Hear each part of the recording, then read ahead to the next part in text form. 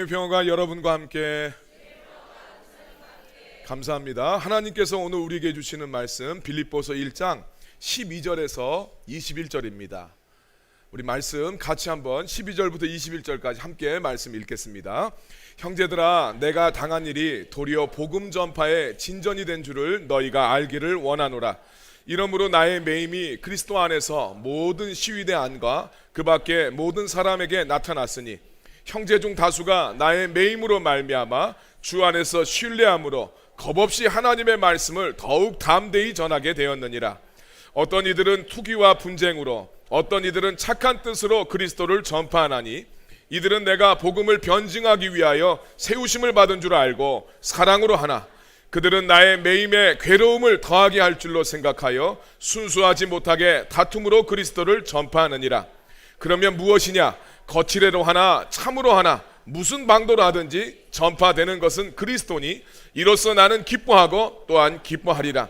이것이 너희의 간구와 예수 그리스도의 성령의 도우심으로 나를 구원에 이르게 할 줄 아는 거로 나의 간절한 기대와 소망을 따라 아무 일에든지 부끄러워하지 아니하고 지금도 전과 같이 온전히 담대하여 살든지 죽든지 내 몸에서 그리스도가 존귀하게 되게 하려 하나니 이는 내게 사는 것이 그리스도니 죽는 것도 유익함이라. 아멘. 여러분, 하나님은 살아계시고 역사하십니다. 하나님은 지금 이 자리에 우리와 함께 하시고 우리에게 복 주시길 원하십니다. 그 좋으신 하나님 은혜를 사모하면서 이 자리에 나오신 여러분들을 예수님의 이름으로 환영하고 예수님의 이름으로 축복합니다. 자, 우리 서로를 향해서 축복의 인사 함께 나누겠습니다.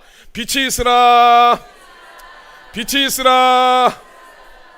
은혜와 생명의 빛이신 예수님이 이 시간 여러분들의 삶에 충만하게 임하시길 예수님의 이름으로 축원합니다. 자, 우리가 어떤 문제를 만나게 되었을 때 그 문제 앞에서 많은 고민들을 하게 됩니다.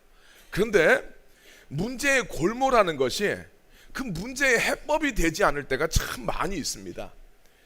문제의 함정이란 말이 있는데 이것은 문제를 해결하려고 막 집중하다 보면 문제 안에만 시야가 딱 갇혀서 조금만 넓게 보면 충분히 해결할 수 있는 문제인데 문제에 골몰하다가 문제 안에서만 바라보니까 좁은 시야 속에 갇혀서 문제 속에 오히려 발목이 잡히게 되는 경우를 문제의 함정이라고 합니다.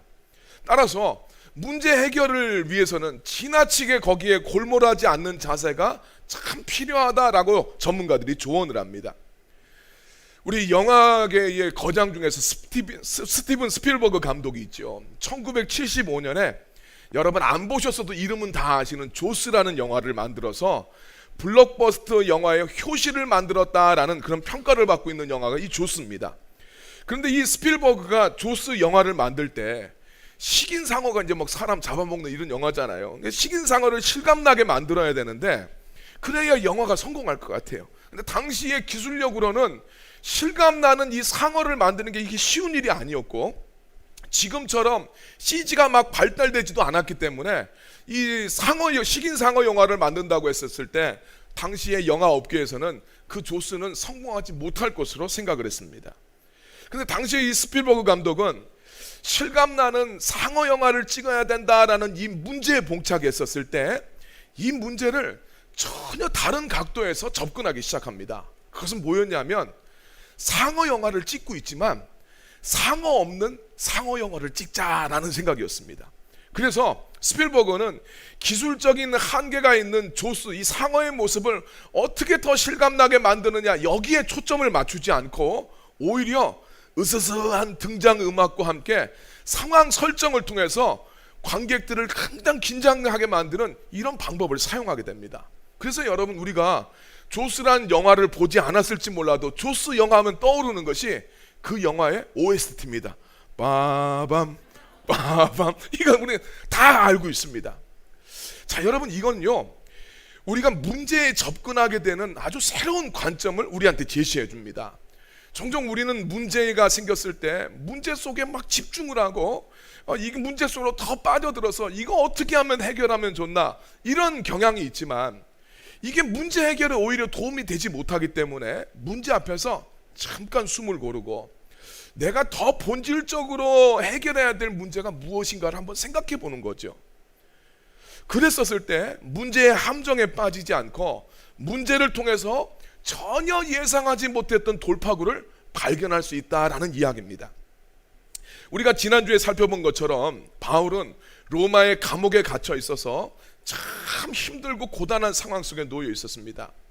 거기다가 이 바울한테 에바브로디도를 통해서 전해진 빌립보 교회의 소식은 좋지 않은 소식이 있었습니다. 그거는 빌립보 교회 안에 어떤 사역자들이 바울이 감옥에 갇히게 되었다라는 소식을 듣고 그것을 기회로 생각을 해서 이 빌립보 교회 안에서 자기의 영향력을 더 확대하기 위해서 열심히 사역을 하는 사람들이 있다라는 이야기가 바울 귀에 들린 거예요.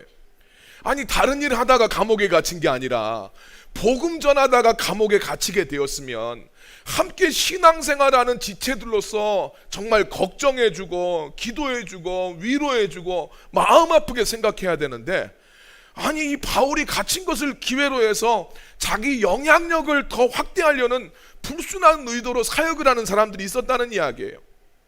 정말 같은 성도로서 배신감이 느껴질 만한 상황 아니겠어요? 사람이 가장 섭섭하고 속상할 때가 배신감 느낄 때잖아요. 그런데 바울은 이런 상황에서 나는 기뻐하고 기뻐하리라 이렇게 이야기하고 있습니다. 누가 보더라도 속상할 만한 상황인데 어떻게 바울은 문제의 함정에 갇히지 않고 이 문제 앞에서도 기뻐할 수 있었을까요? 자, 우리가 세 가지로 우리가 찾아볼 텐데, 바울이 문제의 함정에 빠지지 않을 수 있었던 첫 번째 비결은 바울이 그리스도 예수님 안에서 자기의 고난을 바라봤다는 이야기입니다. 문제의 함정에 빠지지 않으려면 예수님 안에서 바라봐야 돼요. 자, 빌립보서 1장 12절 13절 말씀입니다. 같이 한번 말씀 읽겠습니다.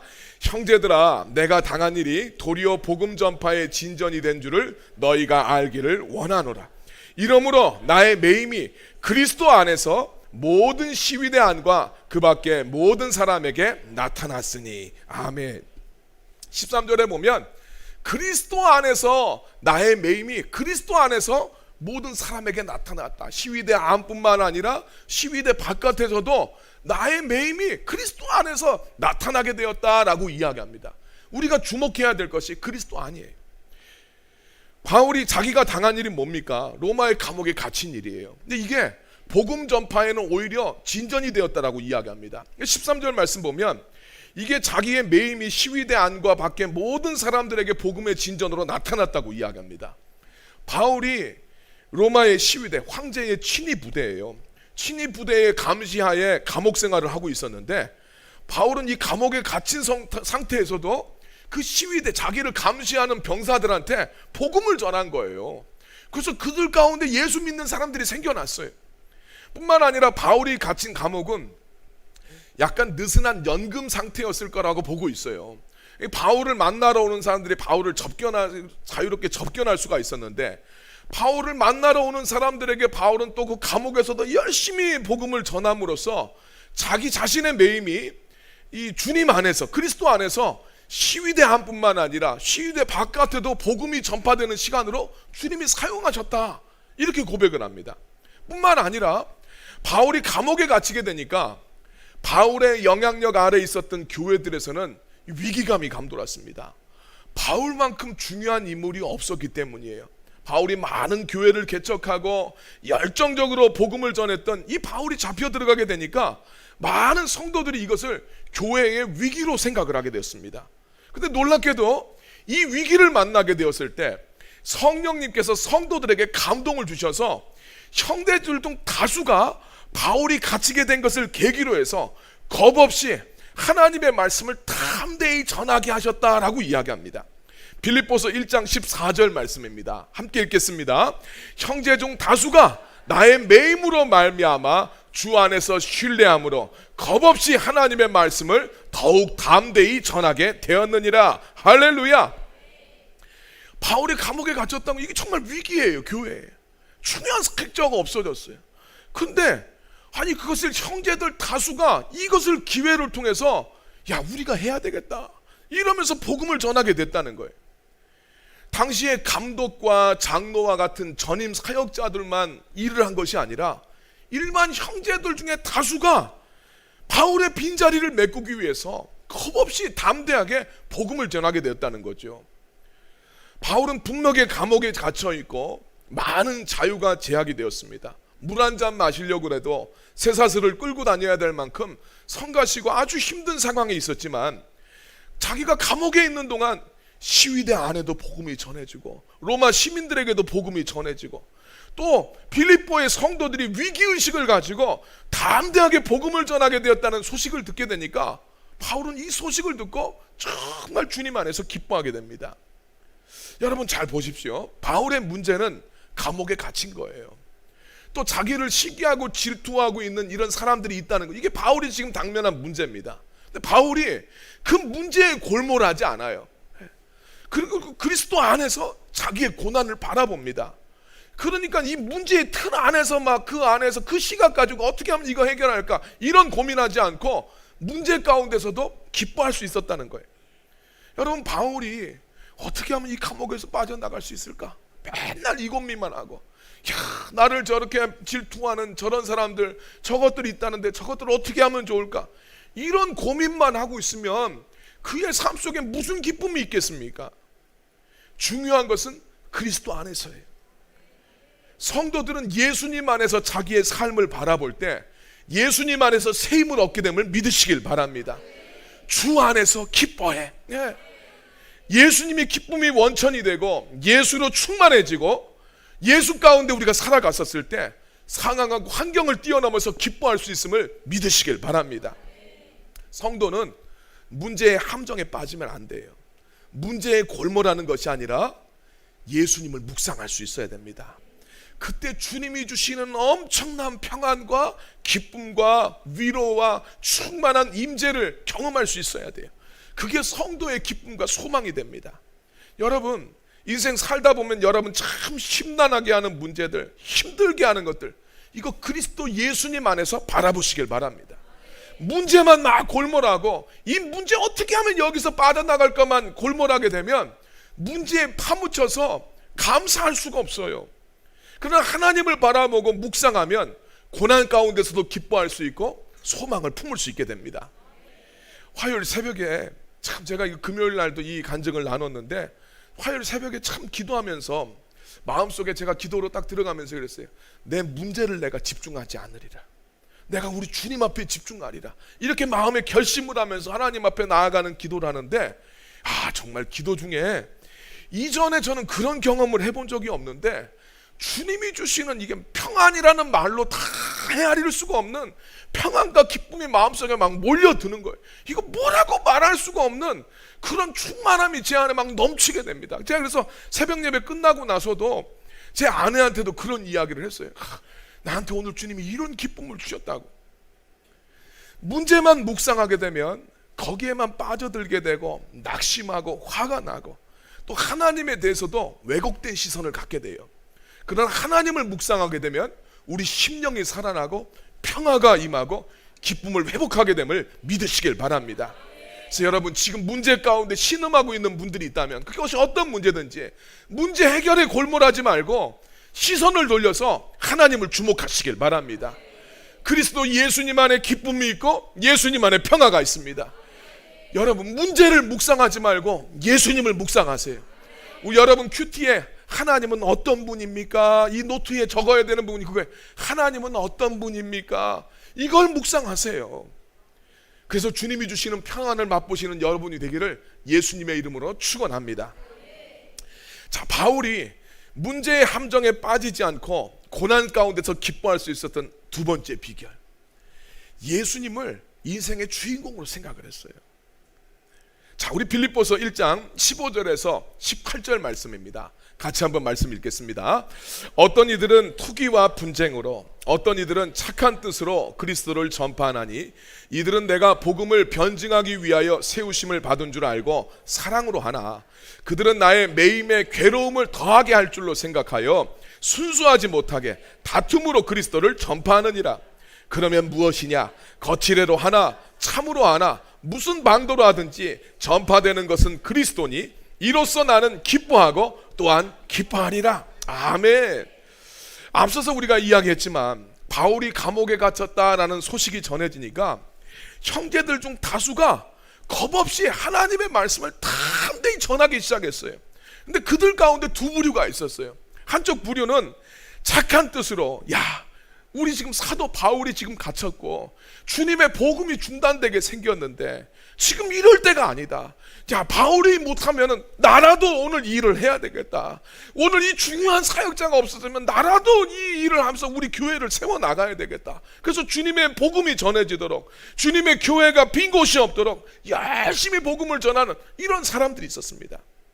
근데 또 다른 부류는, 어떤 사람들은 순수하지 못한 마음으로 자기 영향력을 넓히기 위해서 바울을 시기하고 질투하는 자기 입장, 자기 생각만 생각하면서 복음을 또 열심히 전하는 사람들이 있었어요.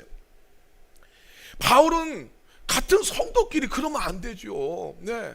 이런 거 있으면 정말 그것을 위해서 기도해주고 안타깝게 여겨야 되는데, 이런 성도들 보면 정말 배신감을 느끼면서 괘씸하게 생각할 수 있는 상황인데, 바울이 이 문제의 프레임에 갇히지 않기를 딱 선택을 해요. 오히려 바울은 착한 뜻으로 그리스도를 전파하든지 투기와 시기하는 마음으로 그리스도를 전파하든지 전파되는 것은 그리스도라는 거예요. 자기는 그래서 지금 저 사람들이 무슨 착한 뜻으로 하든지 안 하든지 전파되는 것은 예수님이고 지금 영향력을 갖게 되는 것은 복음이니까 나는 그것으로 인해서 기뻐하고 기뻐하겠다라고 이야기합니다. 여러분, 이거는 바울이 자기 인생의 주인공을 자기로 생각하지 않고 예수님으로 생각하기 때문에, 예수님이 내 인생의 주인공이고 주인이시라고 고백을 했기 때문에 이 관점이 가능한 겁니다. 바울은 자기 삶에서 오직 예수님이 존귀하게 되고 그분의 복음이 전파되는 것, 이걸 중요하게 생각합니다.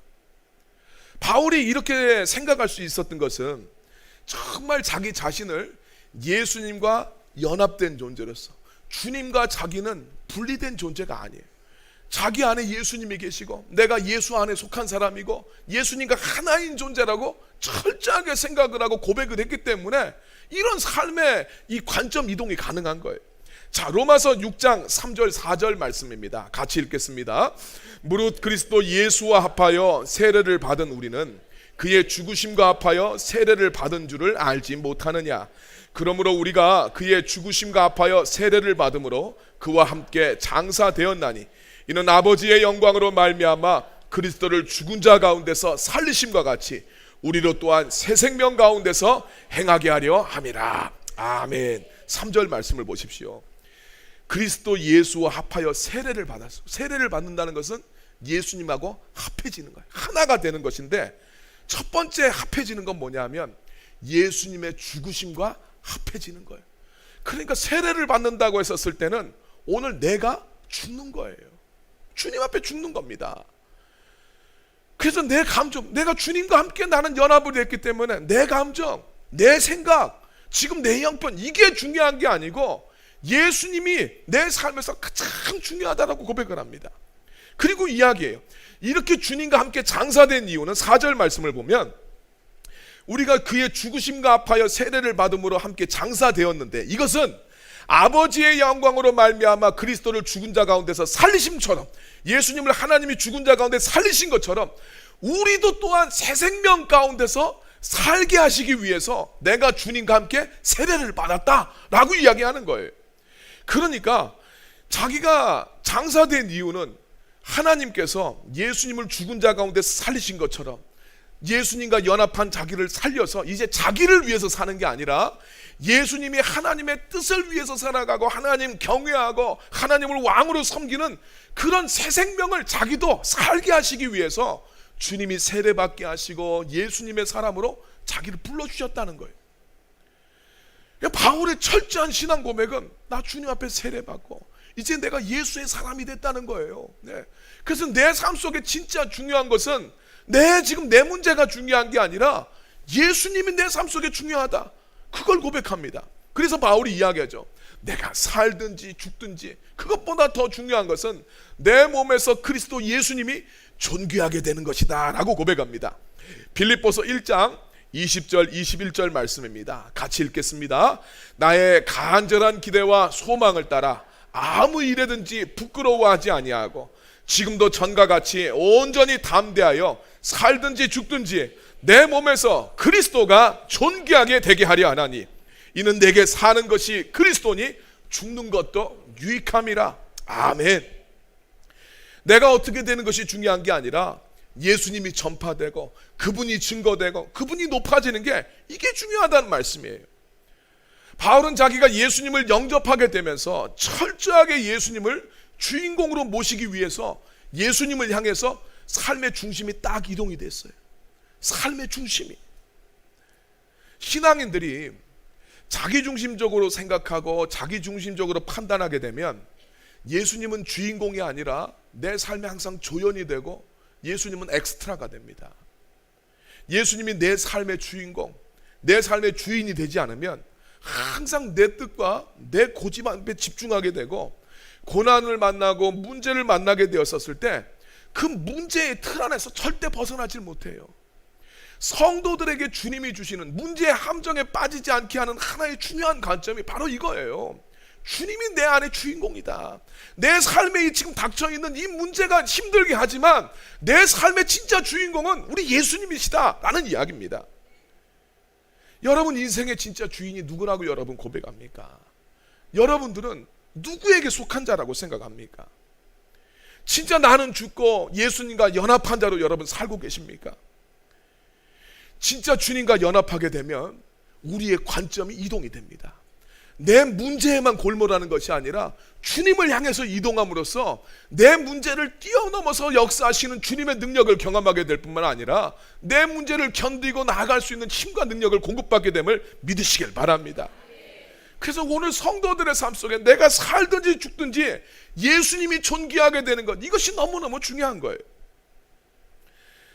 문제와 고난과 이 함정 속에 빠지지 않고 기뻐할 수 있는 우리 두 번째 비결, 예수님이 내 삶의 주인공이심을 고백하는 거예요.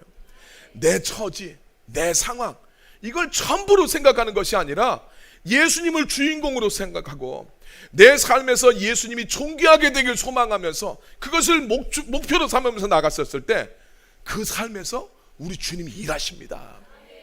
성도는 그때 주님이 내 삶 속에 일하심으로써 문제에 압도당하지 않고 기뻐할 수 있게 됨을 믿으시길 바랍니다. 세 번째입니다. 바울이 문제의 함정에 빠지지 않고 고난 가운데서 기뻐할 수 있는 비결 세 번째, 고난이 자기의 구원을 이룬다라는 것을 바울이 알았기 때문이에요. 고난을 통해서 내 구원이 이루어진다, 바울이 이것을 알았습니다. 자, 우리 빌립보서 1장 19절 말씀 같이 한번 읽겠습니다. 시작. 이것이 너희의 간구와 예수 그리스도의 성령의 도우심으로 나를 구원에 이르게 할 줄 아는 거로. 자, 지금 이것은 뭐냐면 바울이 고난받고 있는 거예요. 이전에 지금 고난, 자기의 매임, 그리고 근데 그 매임 가운데서도 시위대 안뿐만 아니라 시위대 밖에도 복음이 전진이 되고 있고, 자기가 매인 것을 기회로 해서 빌립보 성도들이 우리가 그 복음을 열심히 전하자, 주님의 일을 함께 하자라는 이런 운동이 일어나게 됐는데, 이것을 통해서 이게 자기를 구원에 이루게 할 수 있다라고 바울이 고백을 합니다. 이런 고난들이 있지만 성도님들이 기도해주고 성령님께서 나를 도와주심으로 이 사건이 나를 구원에 이르게 한다라고 고백을 하는 거예요. 참, 이 말씀을 우리가 잘못 오해할 수 있죠. 야, 구원은 내 공로가 아니라 오직 예수님의 은혜로 구원을 얻는 거 아니냐. 그런데 바울은 마치 자기가 고난을 받음으로써 자기 구원을 자기가 얻는 것처럼 말하는 거 있다라고 생각할 수 있어요. 근데 이 말씀은 그런 뜻이 아닙니다. 우리가 구원에 대해서 알아야 될 것은, 구원은 과거적인 측면만 있는 것이 아니라 구원에는 현재적인 측면과 미래적인 측면이 공존하고 있어요. 우리가 과거에 받은 구원, 예수를 믿음으로써 받는 구원, 그 과거적인 구원을 칭의라고 합니다. 예수님의 보혈로 내가 죄사함 받은 것을 믿음으로써 하나님의 자녀로 신분이 바뀌었어요. 이것을 칭의라고 해요. 그 다음에 또 구원은 현재적인 측면이 있어요. 현재 받는 구원, 이걸 성화라고 합니다. 오늘을 살아가면서 하나님의 뜻에 맞게 또 예수님을 닮아가도록 거룩한 삶을 살아가는 것을 성화라고 말하는 현재적인 구원의 측면이 있어요. 또 구원에는 미래적인 측면이 있어요. 이걸 영화라고 합니다. 장차 예수님께서 다시 오실 때 그 예수님을 맞이하고 영광 가운데서 살아갈 것에 대한 소망을 이야기하는 거예요. 그래서 우리는 우리 구원에 대해서 이야기했었을 때 과거와 현재와 미래를 함께 아울러서 통전적으로 이해할 필요가 있습니다. 그래서 우리가 구원의 확신이라는 이야기를 교회에서 굉장히 강조를 하는데, 구원의 확신은, 내가 받은 구원은 내 공로로, 내가 주님 앞에 구원받을 만한 일을 해서 구원받는 게 아니라 예수님께서 행하신 그 구원의 놀라우신 은혜로, 오직 예수님의 은혜로 내가 구원을 얻었다는 것을 강조할 때 이 구원의 확신에 대한 이야기가 나오는 거예요. 내 행위로 따지면 나는 주님 앞에 이럴 때도 있고 이르지 못할 때도 있어요.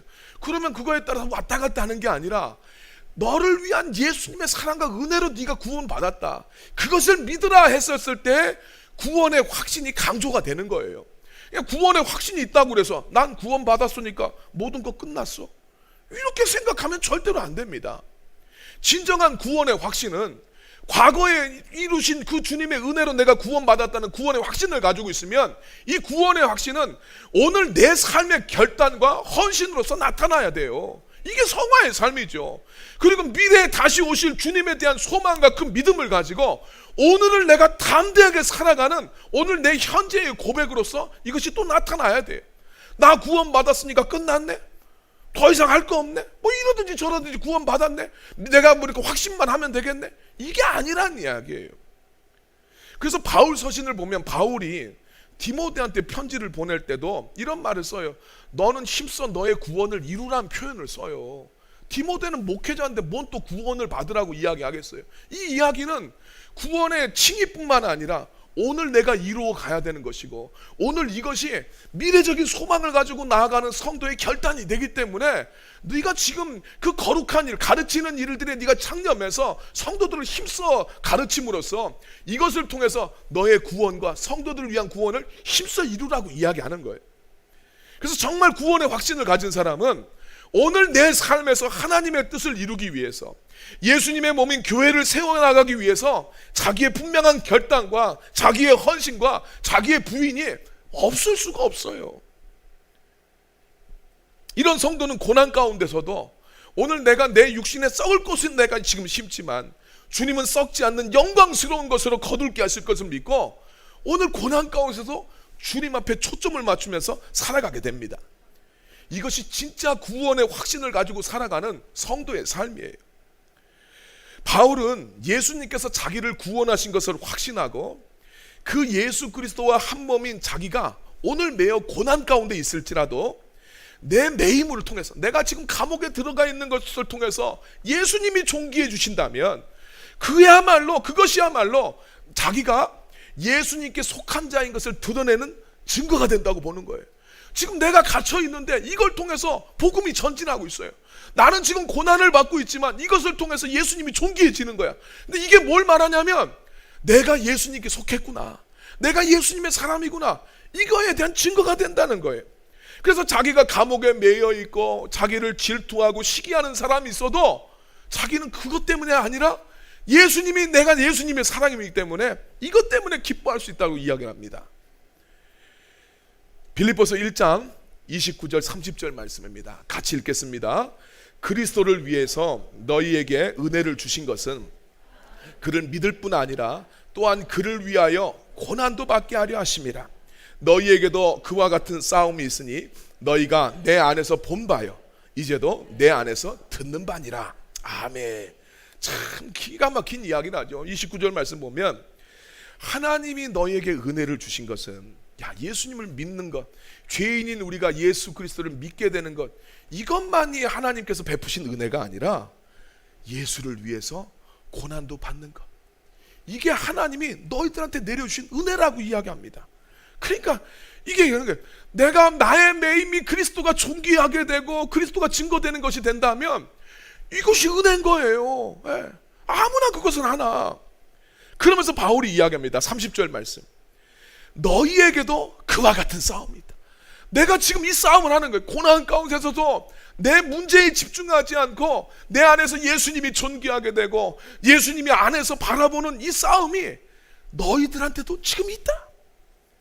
그 싸움이 너한테도 있으니 너희가 지금 내가 싸우는 것을 너희들이 봤을 뿐만 아니라 나한테 듣는 내용들처럼 이 싸움이 당신들한테도 있습니다 라고 이야기합니다. 성도들이 싸워야 될 싸움이 바로 이거예요. 고난 가운데서도 구원의 확신을 가지고 오늘 이 고난 가운데서 나는 내 믿음을 어떻게 주님 앞에 고백할 것인가, 고난의 현실 가운데서도 어떻게 주님 앞에 내가 반응하며 살 것인가, 이 싸움이 모든 성도들 가운데 있다라고 이야기합니다. 그래서 성도들은 자기 삶의 문제가 어떻든지 그 문제 앞에서 잠시 멈춰설 필요가 있어요. 아무리 지금 처한 상황이 힘들고 버거워도 그 문제, 그 힘든 것만 생각하면 답이 나오지 않습니다. 우리가 어떤 문제에 직면했을 때 문제의 시야가 딱 갖춰 있는 상황이 있어요. 이거 아니면 안 될 것 같아요. 근데 한 발 떨어져서 상황을 바라보면 진짜 우리가 해결해야 될 것이 무엇인지가 보입니다. 아까 이야기했던 것처럼 스필버그 감독은 어떻게 하면 상어를 실감나게 만들어야 되나, 여기에 골몰하지 않아요. 어떻게 하면 관객들이 영화를 보고 스릴을 느끼게 만들까, 이게 목표인 거예요. 문제에만 집중을 하면 이거는 무슨 자기가 과학자도 아니고 무슨 기술자도 아니고 상어 이거 뭐 어떻게 실감나게 만드는가, 이것만 골몰하게 돼요. 답이 안 나와요. 그런데 어떻게 하면 스릴을 느끼게 만들어줄까, 여기에 고민하니까 명작이 나옵니다. 오늘 우리들도 내가 당면한 문제가 참 중요하게 보이고 이게 전부로 다 보일 수 있어요. 내 삶의 문제들은 막 재정의 문제이고 건강의 문제이고 관계의 문제인데, 내가 그리스도 안에서 예수님을 중심으로 생각한다고 해서 내가 겪고 있는 삶의 문제가 정말 해결될 수 있을까? 이런 생각이 올 수도 있습니다. 그러나 우리 눈에 보이는 중요한 문제에서 한 걸음 떨어짐으로써 내가 해결해야 될 진짜 목표를 발견하게 되는 거예요. 여러분, 우리가 해결해야 될 진짜 인생의 목표가 뭡니까? 우리 인생의 진짜 목표는 내 삶의 문제 해결이 아니라 예수님입니다. 지금 힘겨운 고난을 겪고 있는 분들한테 예수님을 먼저 생각하는 것이 자기 삶 속엔 좀 사치처럼 여겨질 수 있어요. 그러나 여러분, 잘 한번 생각해 보세요. 인생을 살아가면서 문제가 자체가 없을 수가 있습니까? 산다는 것은 사실 수많은 문제 가운데서, 수많은 고난 가운데서 살아가는 것을 의미합니다. 욥기를 통해서 우리가 알게 되는 것은 인간 삶의 고난이 꼭 자기의 죄 때문에 찾아오는 것이 아니고, 아무리 경건하고 하나님을 잘 믿는 사람에게도 그 인생에는 인간이 다 헤아릴 수 없는 문제와 고난이 찾아올 수 있다는 거 이야기해 주고 아시지 않습니까? 중요한 것은 문제가 닥쳤을 때 고난 속에서 성도가 무엇을 추구하고 어떻게 살아가야 될지, 이걸 말해주는 거예요. 인생의 어떤 문제들은 딱히 해답이 없어서 견디고 넘어가야 될 문제들도 참 많이 있습니다.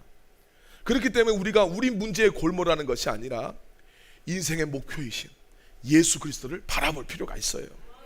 우리가 주님을 볼 때 주님은 우리 문제를 없애주시는 것이 아니라 우리가 문제를 넘어설 수 있는 힘을 우리에게 주십니다.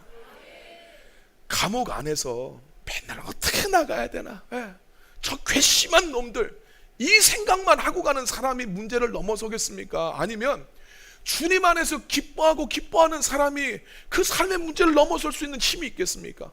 어떤 사람이 인생의 에너지와 힘을 가지고 살아갈 수 있고 어떤 사람이 더 건강하고 행복한 인생을 살겠습니까? 여러분, 인생이 힘들고 고통스러운 문제 속에서 문제 자체에 골몰하지 말고 어떻게 하면 내 삶에서 우리 예수님이 존귀하게 되시게 할까? 이걸 여러분 고민하시길 바랍니다. 성도들이 싸워야 될 진짜 싸움의 지점은 바로 여기 있어요. 내 삶에서 어떻게 예수님이 존귀하게 되게 할까? 여러분이 그 싸움에 나가서 싸울 때 여러분, 성령님이 여러분과 함께 하십니다. 내 삶에서 예수님이 존귀하게 되길 위해서 성도들이 고민하고 그 싸움에 나갔었을 때 주님이 여러분들의 삶을 절대 외면하지 않습니다. 이 문제를 뚫고 나갈 수 있는 힘을 우리 주님이 주십니다. 피할 수 있는 문제는 피하게도 하시고 피할 수 없는 문제는 견디어냄으로써 문제 가운데서도 예수님을 존귀하게 하는 삶으로 주님이 이끌어 주시고 어떤 형편과 어떤 상황 속에서도 주님이 주시는 평강과 기쁨을 누리게 하실 줄로 믿습니다. 그 믿음 가지고 살아가는 여러분 되시길 예수님의 이름으로 축원합니다.